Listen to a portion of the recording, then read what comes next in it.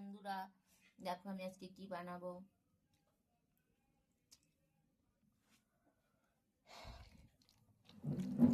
বন্ধুরা, আজকে আমি কি বানাবো তোমাদের দেখাবো।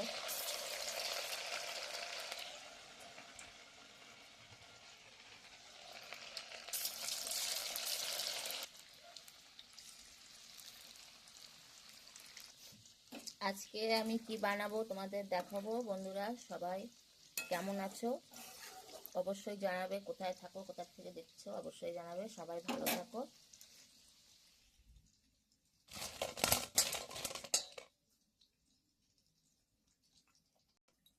পকোড়া ভেজে নিয়েছি,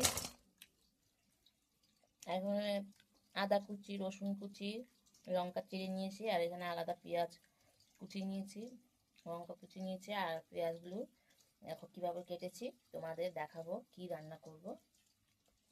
আর এখানে পকোড়াগুলো উল্টিয়ে দিতে হবে, যেন এক পিঠ হয়ে গেছে আরেক পিঠে উল্টিয়ে দিতে হবে পকোড়াগুলো।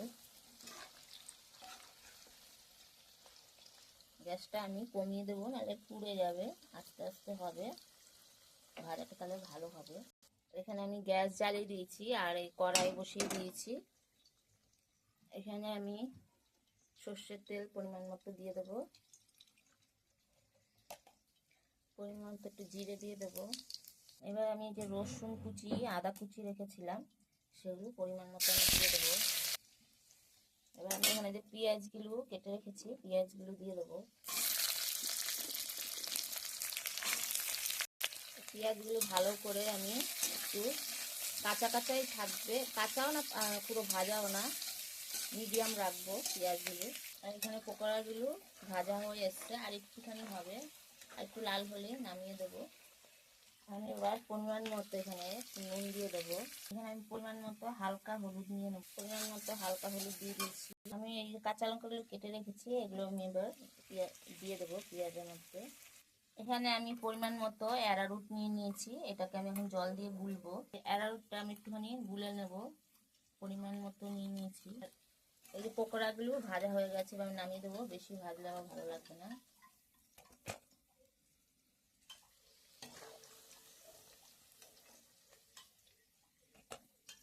এবার আমি সয়া সস নিয়ে নিয়েছি, সয়া সস দিয়ে দেবো পরিমাণ মতো,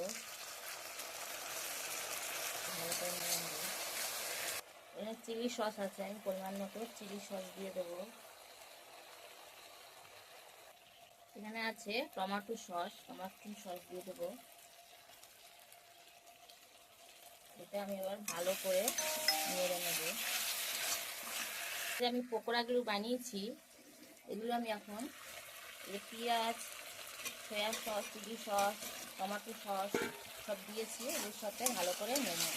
তাহলে বন্ধুরা আজকে রেসিপি কি তোমাদের বলেছি জানাবো, তাই আজকে হচ্ছে চিলি সস,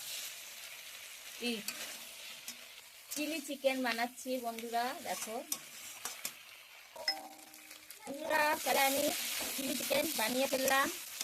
কেমন হয়েছে, তোমরা কালারটা কেমন হয়েছে, আমার কাছে তো ভালোই লাগে, বা তোমাদের কাছে কেমন লাগে, তোমাদের ভালো লাগে আমার ভালো লাগা।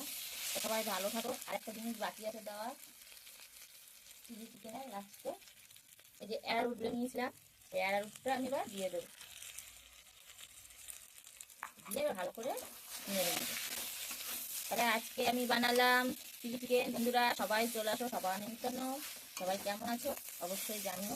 সবাই ভালো থাকে, টাটা বাই বাই। চিলি চিকেনের মধ্যে আমি একটুখানি হালকা চিনি দিয়ে দিলাম, আর পরিমাণ মতো হালকা একটুখানি পরিমাণ মতো যেন মাখা হয়, মাংসটা একটু সিদ্ধ হয়, তো একটু জল দিলাম। তাহলে আজকে রেসিপি হলো আমার চিলি চিকেন। বন্ধুরা আমি আজকে বানিয়েছি চিলি চিকেন, বাও আমি একটু খেয়ে চেক করি, তারপরে দেখো কিরকম হয়েছে। গরম দারুণ হয়েছে মাংসটা, গরম আছে বাবা। বন্ধুরা দাঁড়াও চামচ দিয়ে কেটে নিই। আজকে বানিয়ে ফেললাম চিলি চিকেন, দারুণ হয়, খুব ভালো লাগছে। বন্ধুরা আমরা খুবই টেস্ট, অনেকদিন পরে বানালো, দেখো ভালো।